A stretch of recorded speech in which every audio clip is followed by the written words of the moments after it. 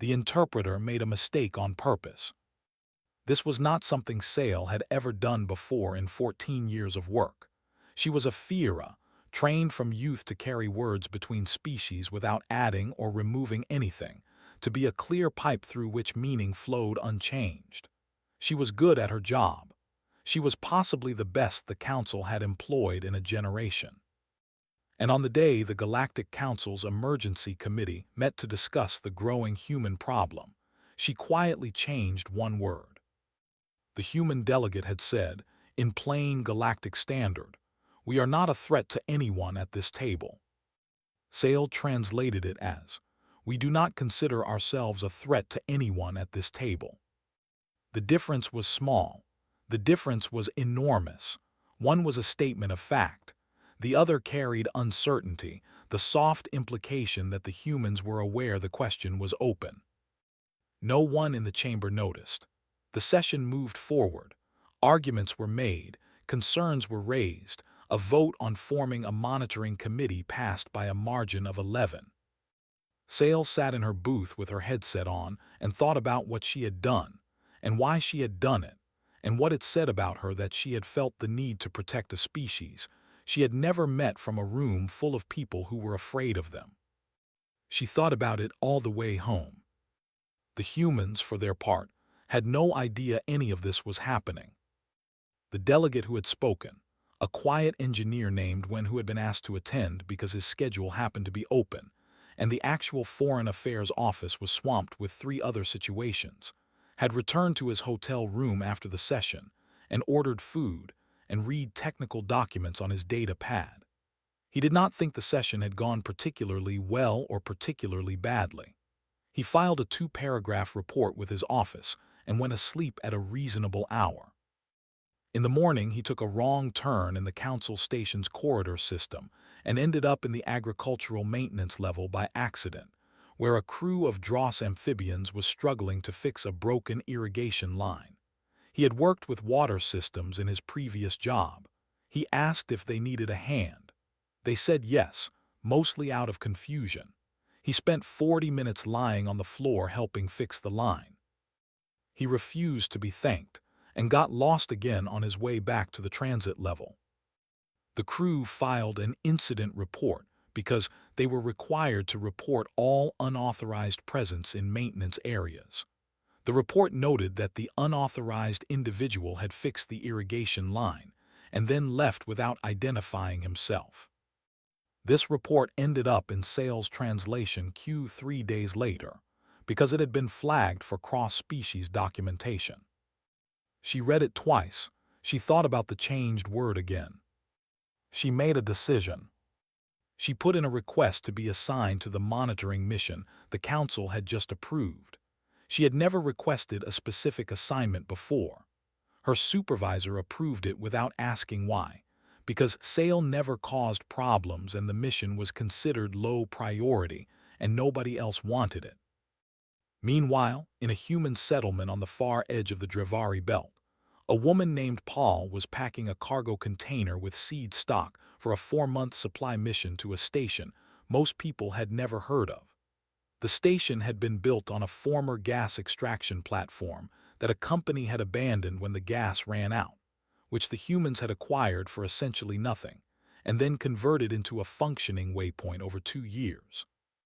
The conversion had involved a great deal of improvisation, and at least 3 engineering decisions that everyone involved agreed they would never do again. Paul had been on the station twice before. She liked it. It had a library. She did not know the Galactic Council was watching. She would not have behaved differently if she had. That was the thing Sale would later struggle to explain to the committee. The thing that had made her change that one word in the session chamber and then lie awake thinking about whether she had done the right thing. She had watched humans for a combined total of perhaps 2 weeks across her career.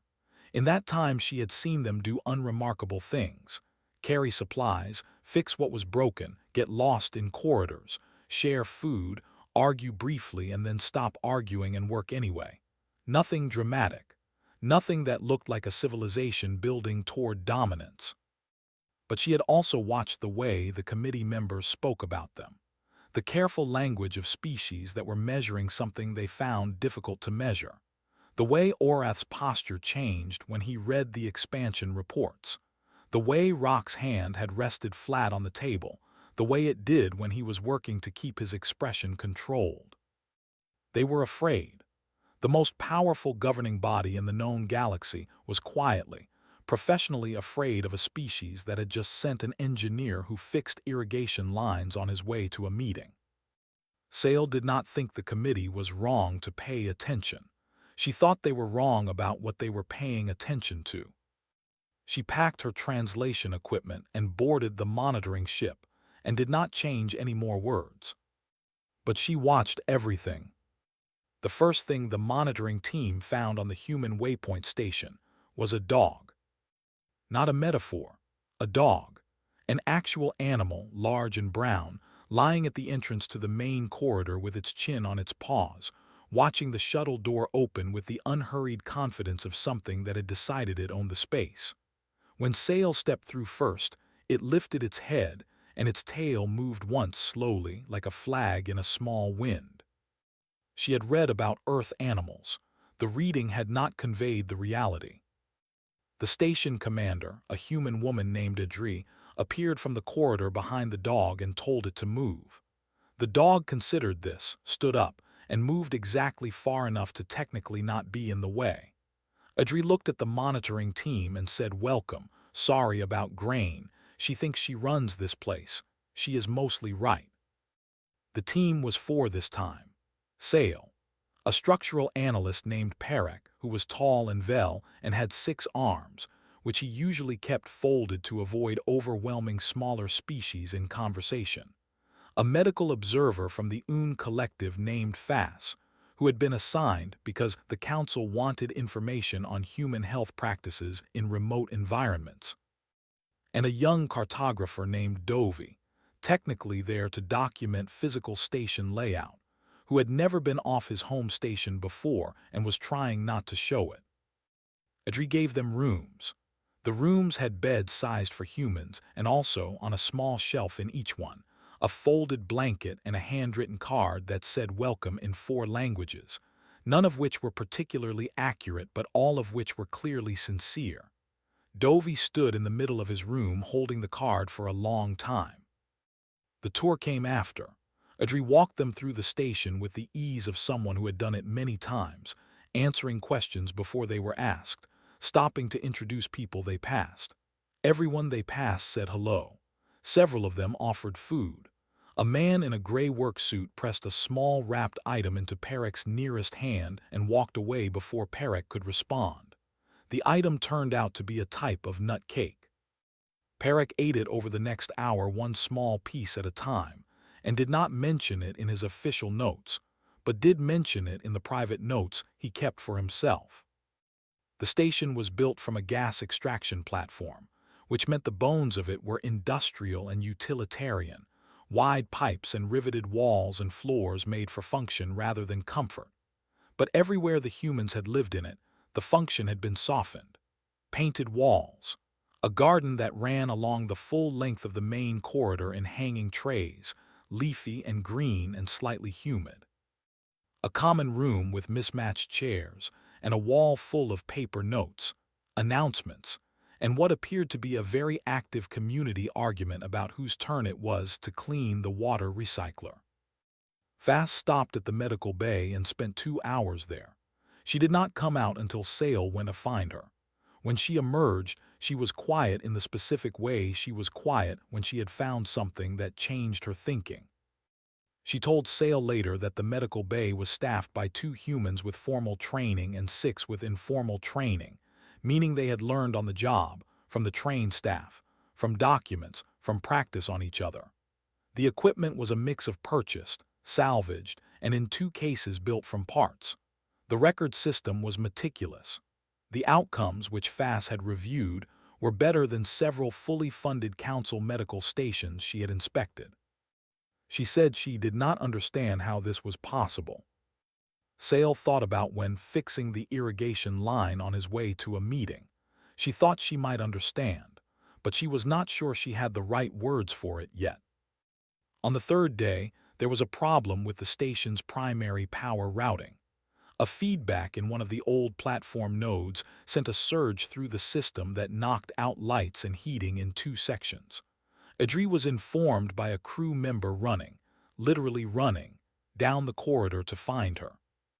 The monitoring team watched what happened next. Within 4 minutes, 11 people were at the problem node with tools. Not all of them were engineers. A cook was there. A person Sale had seen earlier teaching children in the small school room. An older man who moved slowly but who, she would learn later, had built 3 of the platform's converted systems himself and knew them the way a person knew their own hands. They talked fast and at the same time and somehow understood each other. They passed tools without asking. They disagreed about the approach twice, resolved both disagreements in under a minute, and had the routing stable in 47 minutes. Then they cleaned up the tools and went back to what they had been doing before. Dovey turned to Sale and said, in their shared language, that he had never seen anything like that. Sale said neither had she, and she was starting to think that was the entire point. That night Grain, the dog, found the monitoring team's common room and lay down in the middle of it. None of them asked her to leave. Perek, after a long time, reached down one of his folded arms and rested it on her back. She did not move. She made a low sound that was not quite a word but carried something in it. Nobody translated it. They did not need to. The signal came from a debris zone that no one was supposed to be in. It was short, automated distress, the kind any ship broadcast when its systems detected a hull event above a certain threshold. The Galactic Council monitoring relay in the sector logged it, timestamped it, and flagged it low priority because the sunken field, which was the informal name for the debris zone in question, was listed as a dead region. No active shipping, no registered outposts, no reason for anyone to be there.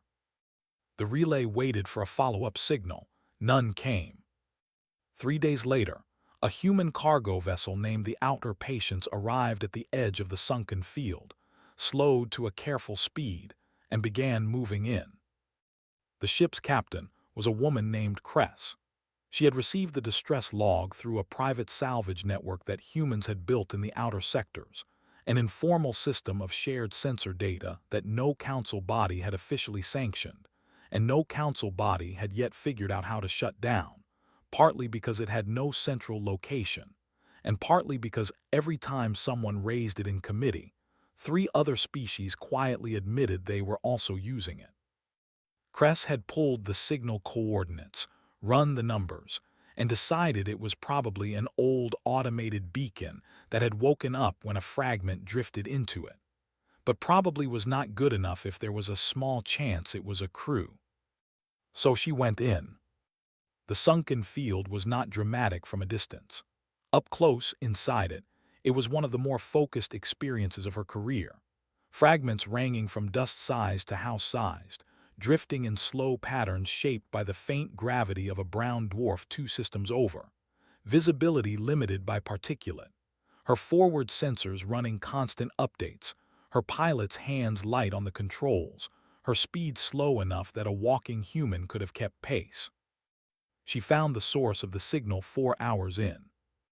It was not an automated beacon. It was a Dra survey vessel, small and old, with a hull breach in the secondary compartment and a main engine that had taken a fragment hit and failed. It had been drifting for 11 days. There were 2 crew members inside. They were alive. Getting them out took 8 hours. The breach had to be patched from the outside before the hatch could be opened safely, which meant Cress suited up and went out into the field herself while her 1 crew member, a large and very calm man named Tomas, managed the ship from inside. Working in the field in a suit was not comfortable. It was methodical and slow, and required the kind of patience that came from believing the thing in front of you was worth the time it took. The 2 Dra crew members were dehydrated, and one had a broken arm from the initial impact. Cress's medical supplies were basic. She did what she could. She pointed the outer patients toward the nearest inhabited station and flew. She did not think about the fact that the draw were sanctioned. She was aware of it the way she was aware of a lot of council regulations, as a fact about the world that existed in a separate category from the question of whether two living people needed help. The council monitoring relay that had logged the original distress signal also logged the outer patient's entry into the sunken field, its recovery of a vessel, and its subsequent course change toward the Ven station. The relay operator, a Vel named Ori, sat with the report for a while. The recovered vessel was registered Dra. The recovering vessel was registered Human. Ori wrote up the report, flagged it, and sent it up the chain. By the time the outer patients reached Ven station, the report had reached the council committee. Sura read it first. She passed it to Oreth without comment. Oreth read it and was quiet for a long time. Rock said this was exactly the kind of situation that needed to be formalized. Humans making unilateral decisions in council-designated zones, interacting with sanctioned species, operating outside any agreed framework. He said the goodwill of the specific action was not the issue. The pattern was the issue. Sura said a crew was going to die out there. The human went in. We had logged the signal 3 days before and done nothing. The room was uncomfortable after that, in the particular way rooms were uncomfortable, when a true thing had been said that no one was happy about. On Ven Station, the 2 Draw crew members were taken to the medical bay. The one with the broken arm was treated by a Ven doctor. Cress sat in the corridor outside and drank something hot from a station dispenser and did not particularly think about whether she had done anything significant. Tomas came and sat next to her. He said the older Draw crew member had asked who they were. Cress said, "What did you tell him?" Tomas said he had told him they were cargo crew out of the Drevari belt, just passing through. Cress said that was accurate enough. They sat together in the corridor. Down at the end of the hall, through the medical bay window, one of the Draw crew members was visible sitting up in the bed, looking at the ceiling. He was alive, and he was probably thinking about what that meant and where it came from. Cress was already thinking about the next run. She had 3 containers of seed stock to deliver to a waypoint station before the end of the month, and the field crossing had cost her 2 days. She pulled up the route on her pad and started working out if she could make up the time. There was a game humans played with their children called What Would You Do? Sale learned about it from a crew member on the waypoint station named Binna, who taught it to her one evening when the monitoring team had nothing to observe, and the station had gone into its quieter night cycle. The game had no board, no pieces, no rules written down anywhere. One person described a situation, and everyone else said what they would do in it, and there were no wrong answers, only discussions about which answer was better and why. Binna's version that evening started simply. She said, "You find something broken. What do you do?" Sale said, "Report it to the relevant authority." Binna said, "What if the relevant authority is far away?" Sale said, "Wait for them." Binna said, "What if someone is hurt?" Sale said, "Then the situation changes, obviously." Binna said, "Right. That is the whole game, really. The situation keeps changing and you keep asking what you would do. The point is to know yourself well enough that when something real happens, you do not have to think too long about it. You already know." Sale thought about this for several days afterward. She thought about it specifically when the council committee received a new report from the outer sectors and called an emergency session that she was required to attend as staff translator. The report was about a human construction project. On paper, it was routine. In practice, it was not. Humans had begun building a transit hub in the Jera system. This was not unusual. The unusual part was that the Jera system contained a small colony of Weth, a species so reclusive that the council had not had formal contact with them in 80 years. The Weth did not respond to communications. They did not open their frequency to outside signals. They were not hostile as far as anyone could tell. They simply did not engage. The council had a standing directive about the Weth, which was essentially to leave them alone and hope they remained comfortable. The humans building the transit hub had made contact with the Weth within 3 months of beginning construction. The committee was not calm about this. Rock said it was a violation of the non-contact directive. Oreth said the directive was technically advisory rather than binding. Rock said that was a legal distinction that ignored the spirit of the policy entirely. Sura asked how the contact had happened. The report said a human crew member had been doing exterior maintenance on a new strut section when a Weth observation craft had approached to investigate. The human, apparently startled, had waved. The Weth craft had held position for a while and then moved away. 3 days later it came back. The human had been doing exterior work again. He had waved again. The Weth craft had done something with its exterior lights that the crew later analyzed and concluded was probably a response, though they were not certain.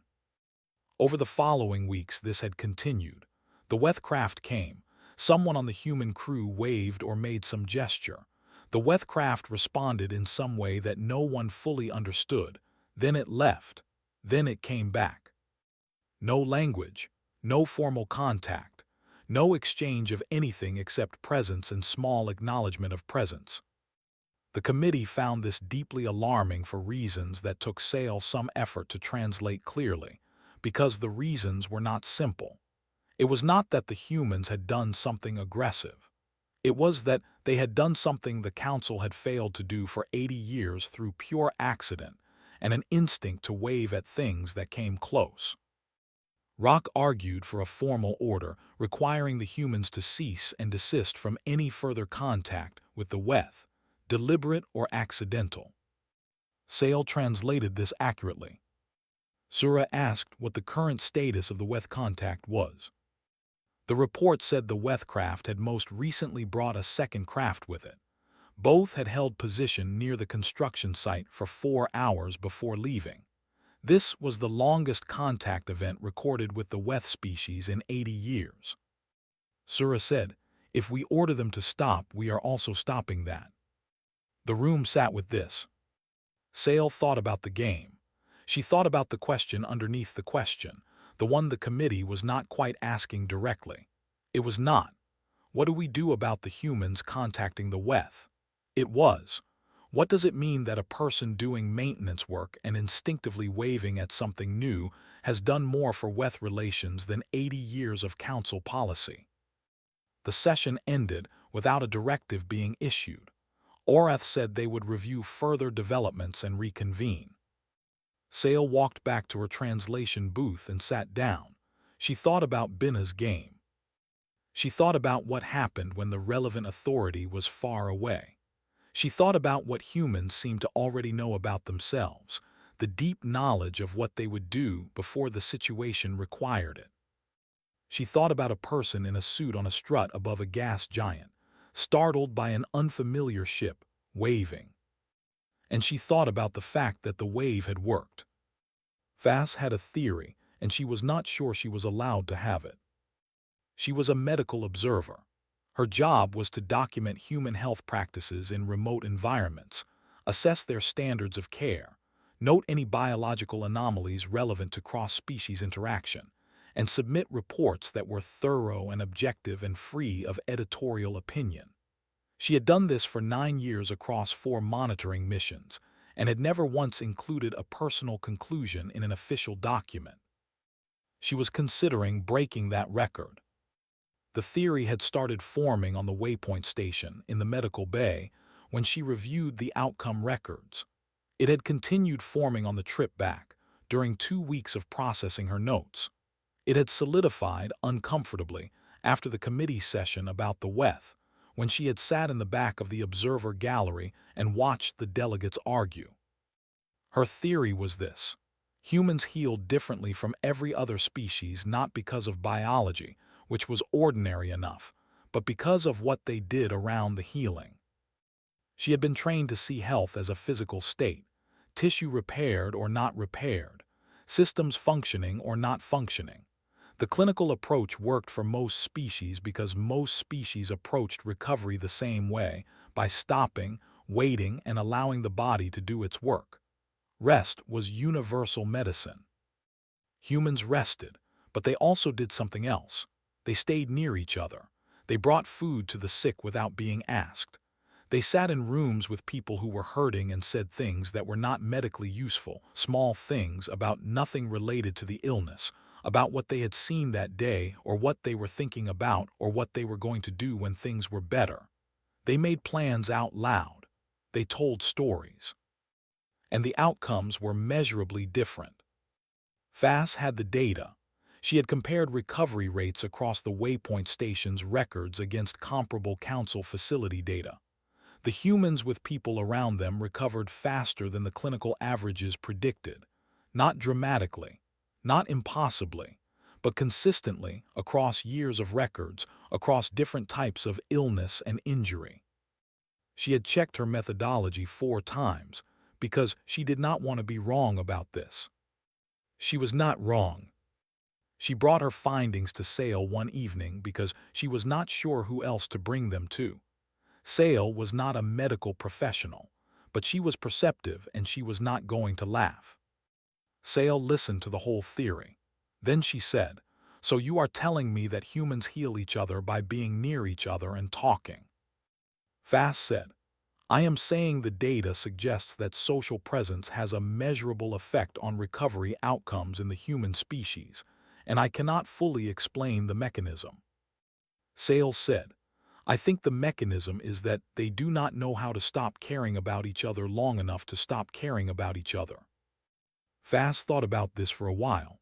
She said that was not a clinical explanation. Sale said she knew. The official committee session that week was focused on something else entirely. Perrick had submitted a structural report on the Jarrah Transit Hub that the council had not been expecting. His job was to document the physical station layout. He had done that. He had also, separately, noted in an appendix that the construction methodology the humans were using was novel in ways that had potential applications for 3 types of deep space infrastructure. The council had been trying to cost reduce for 40 years. He had included this because it seemed relevant, and he could not see a reason not to. The committee was surprised. Then they were interested. Then they were uncomfortable about being interested because being interested felt like it was moving in a direction the committee had not formally decided to move.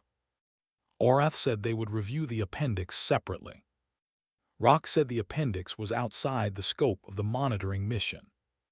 Sura said the appendix was submitted by a council-appointed assessor doing his job, and they would be behaving strangely if they ignored it.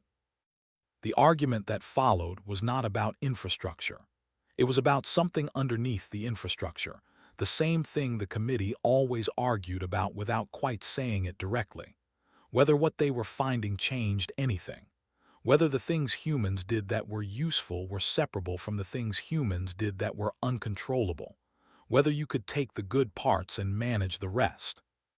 Sale translated all of it. She did not change any words this time. At the end of the session, Orath sat alone for a while after the others left. Sale was packing her translation equipment and did not hurry. She gave him time. He said without looking up, "Do you have an opinion?" She said she was a translator. He said he had not asked what she was.